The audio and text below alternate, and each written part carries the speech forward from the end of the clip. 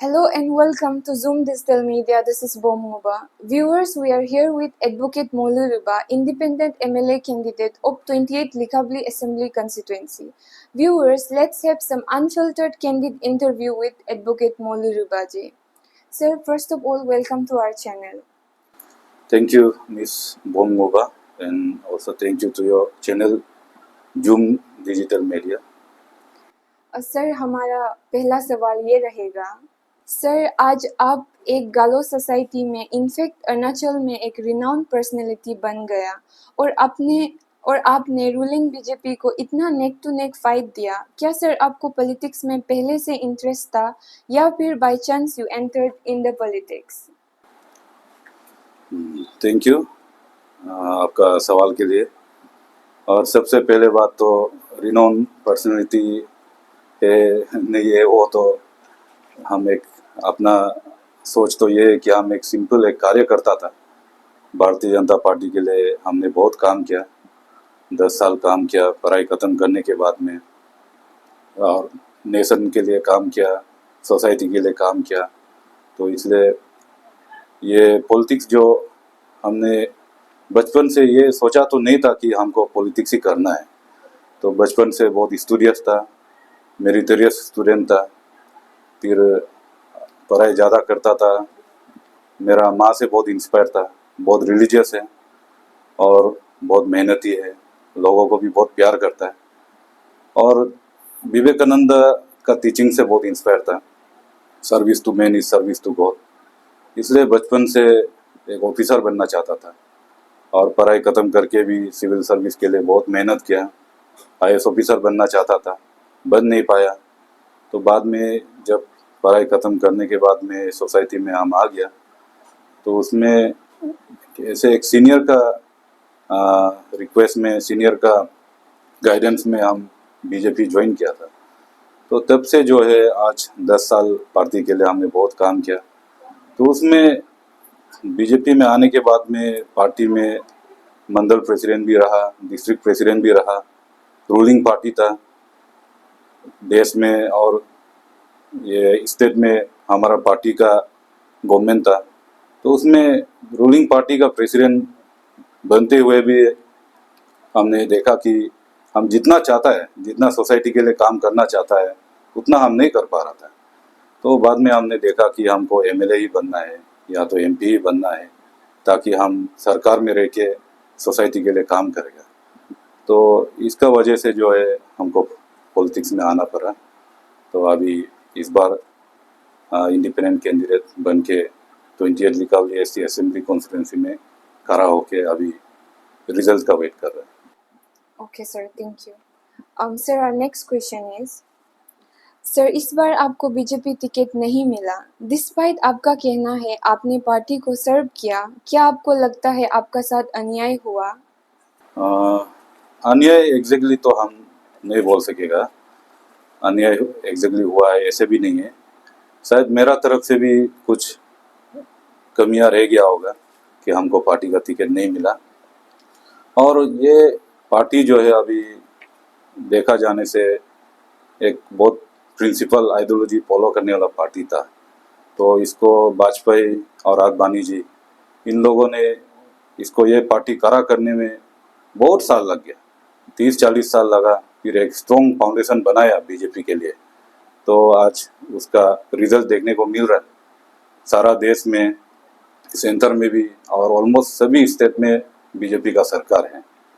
तो इसमें ये, लेकिन अनफॉर्चुनेटली अभी ऐसे हो गया कि अभी बहुत सारा स्टेट्स में, इवन गुजरात जैसे स्टेट में जहाँ पे बीजेपी बहुत साल से उनका सरकार चल रहा है, जहाँ पे 30-40 साल से कोई कार्यकर्ता मेरा जैसे वाला बीजेपी का काम कर रहा है, ये उम्मीद से कि हमको एक दिन टिकट मिलेगा और हम विधायक बन के, एमपी बन के समाज के लिए काम कर पाएगा.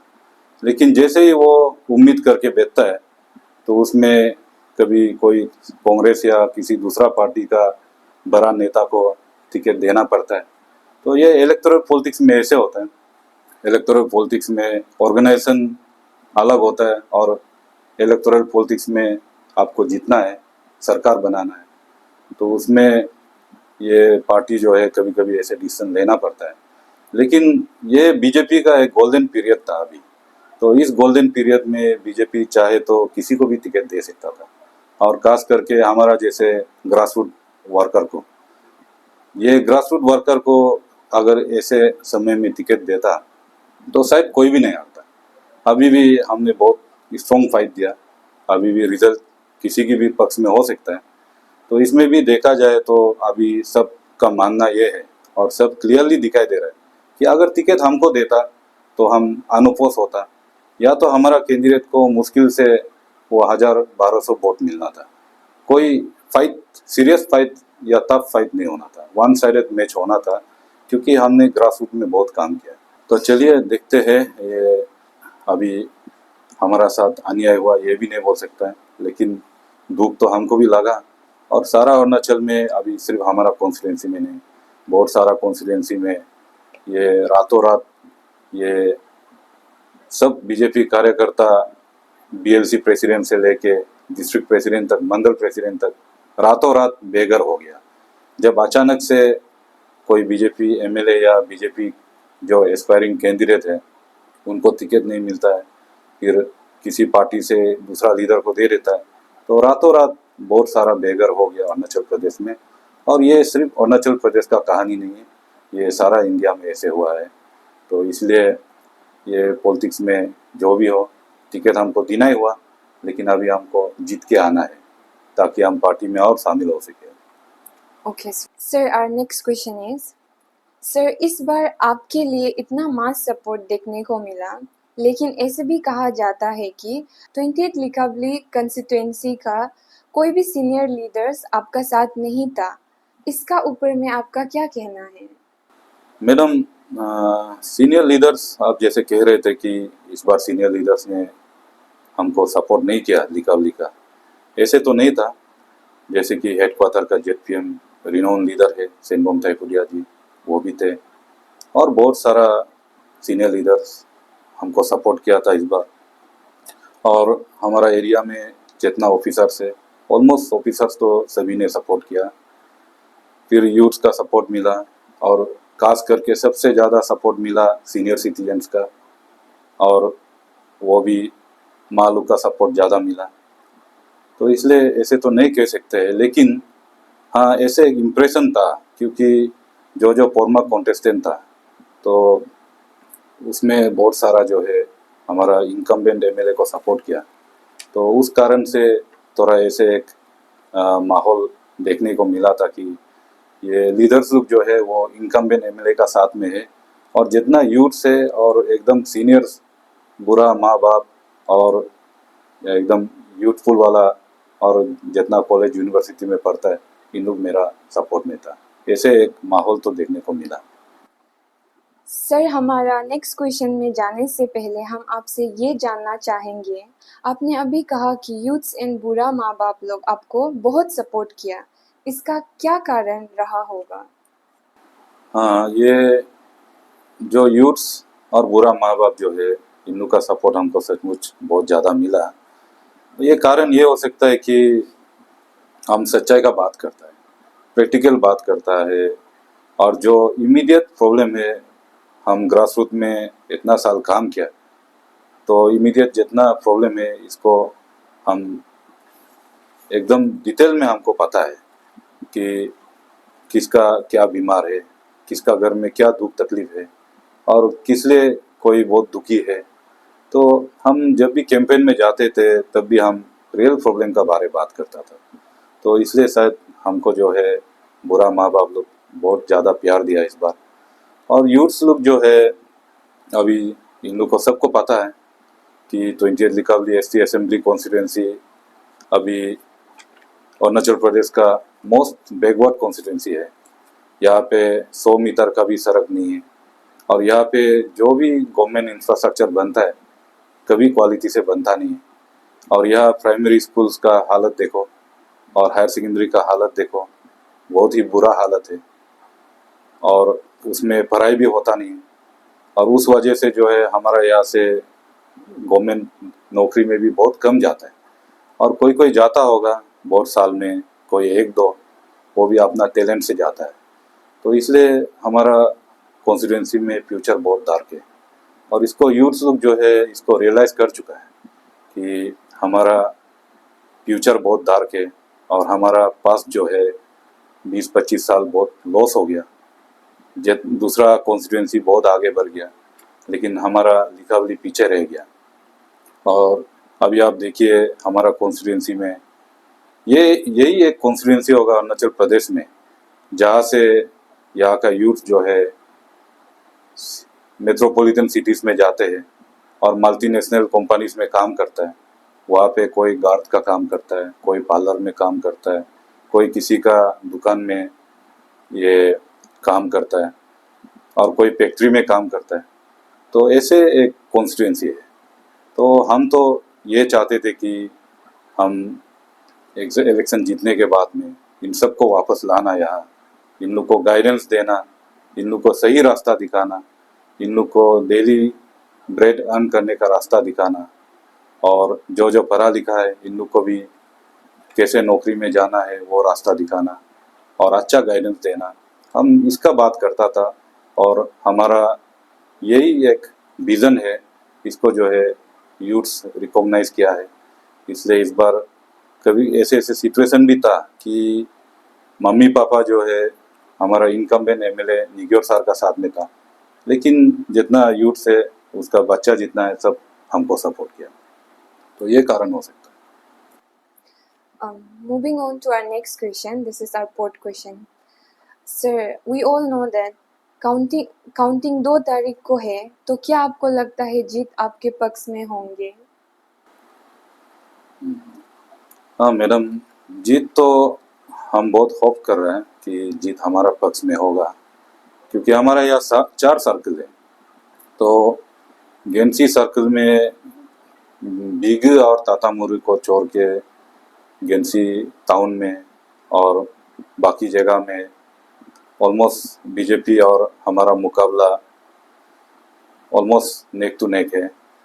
और सिविल सर्कल में अनफॉर्चुनेटली बहुत सारा जगह में वोट कैप्चरिंग हुआ, और जैसे कि कुछ कुछ पोलिंग स्टेशन है जहाँ में 350 वोट है, लेकिन उसमें हमको कम सिर्फ 15-20 वोट मिला, और जो जो हमको वोट मारना था उन लोगों को भी मारने का मौका नहीं मिला।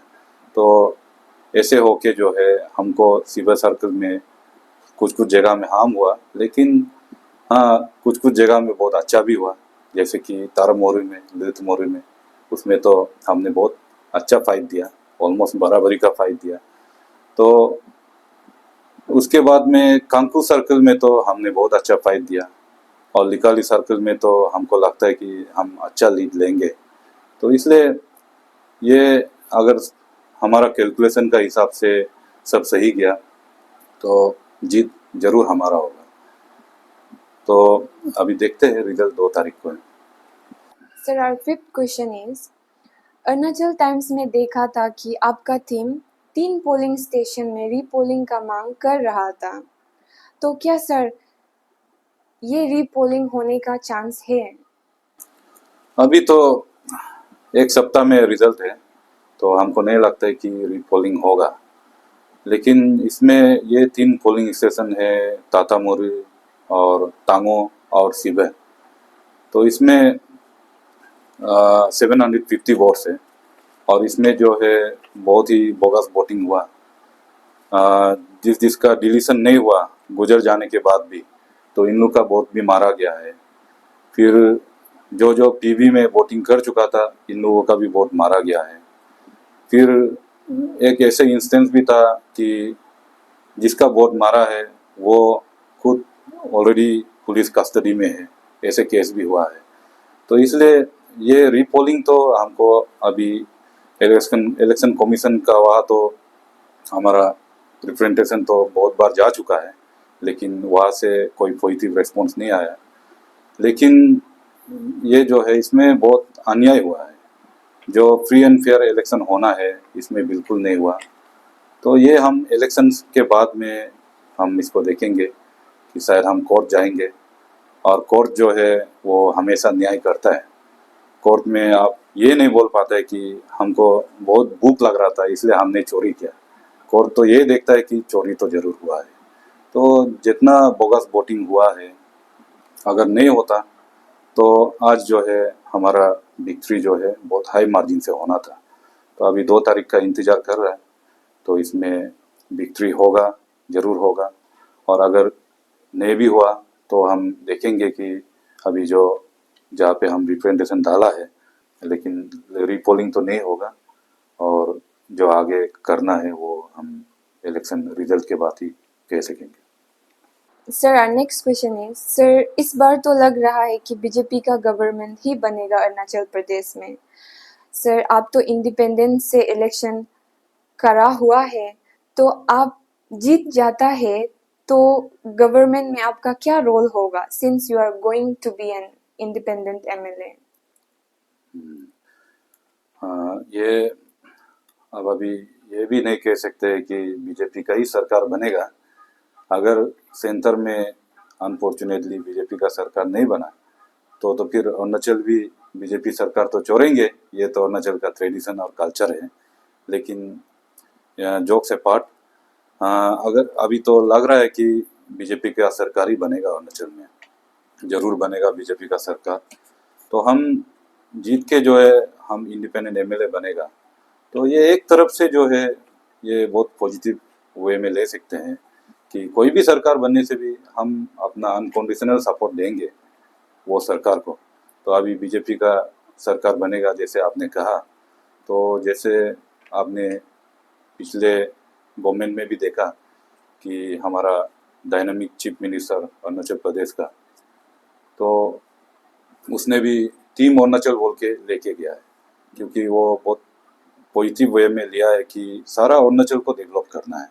तो उसमें कोई बीजेपी नहीं है, कोई इंडिपेंडेंट नहीं है, कोई पीपीए नहीं है। एक एक विधायक जो है सभी अपना कॉन्स्टिट्यूंसी को रिप्रेजेंट करता है, और हमारा सरकार भी चाहता है कि सारा कॉन्स्टिट्यूंसी डेवलप होना है और इक्वली डेवलप होना है।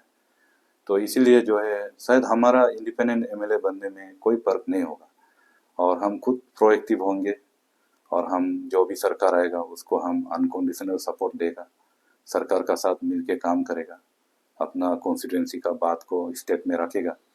इसलिए हमारे लिए तो ये बहुत ही अच्छा मौका है कि हम एक इंडिपेंडेंट एमएलए बन के इस बार आएगा। तो सर, हमारा आखिरी सवाल ये रहेगा, इन केस अनफॉर्चुनेटली रिजल्ट आपका फेवर में नहीं होता है, तो क्या आप पॉलिटिक्स छोड़ देंगे, या फिर आगे में आपका कुछ प्लान रहेगा पॉलिटिक्स को लेके? देखिए मैडम, पॉलिटिक्स में तो हार और जीत तो होता ही है। तो अगर जीत गया तो हम अपना प्रॉमिस तो निभाएंगे। हमने जैसे हमेशा कहा है, हम जीतने के बाद में हम ये डिस्टिंग्विश नहीं करेंगे कि ये मेरा सपोर्टर्स है, ये मेरा सपोर्टर्स नहीं है। हम सबको साथ में लेके चलेंगे, और खास करके सीनियर्स का हम हमेशा इज्जत करेंगे, और यूथ्स को भी हम रास्ता दिखाने का कोशिश करेगा और सबको आगे लेके जाएंगे, और सबका साथ मिलके हम कॉन्स्टिट्यूंसी को आगे लेके जाएगा। और इन केस अगर हम हार गया तो हमको तो ये मौका नहीं मिलेगा। तो हारने से भी मैडम हमने ये तय कर लिया कि हम यही रहेंगे और सोसाइटी के लिए काम करेंगे, और जब तक हमारा कॉन्स्टिट्यूंसी में अच्छा सड़क नहीं बनेगा, जब तक हमारा कॉन्स्टिट्यूंसी का स्कूल में सुधार नहीं आएगा, जब तक हमारा कॉन्स्टिट्यूंसी में यूथ मिसगाइडेड होगा, पढ़ा लिखा लड़का लड़की मिसगाइडेड होगा, तब तक हम रहेगा। और जब तक हमारा या गांव वाला जो है तकलीफ होगा, बीमार होगा, या कुछ भी दुख तकलीफ होगा, तब तक हम पॉलिटिक्स में रहेगा। और अगर ये सब सब कुछ ठीक हो गया तो शायद हम पॉलिटिक्स किसी के लिए छोड़ सकते हैं, या तो हमारा एमएलए के लिए छोड़ सकते हैं।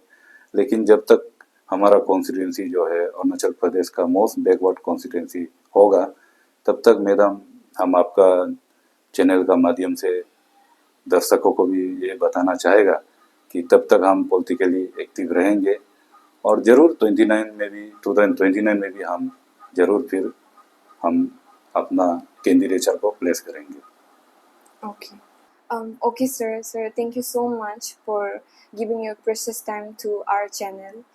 Sir, we have been wanting to do this, but you were really in your busy schedule. Sir, we are looking forward to do this again in the future as well. Thank you to you too, Miss Bommuba, and your channel. Your channel has always been very helpful to me. So thank you for this interview. And I would like to invite you on first. We'll be having a get together before the results, and you can come on second also. So thank you to you and your channel. Thank you so much. Thank you, sir. Dear viewers, as we have come to the end of our interview, we are hoping and expecting that as a media person we have cleared all your curiosities that you all have for Advocate Moli Riba Ind, independent MLA candidate of 20th LKB Assembly constituency. Viewers, be with us for such updates. This is Bom Muba with camera person Roshan Kako.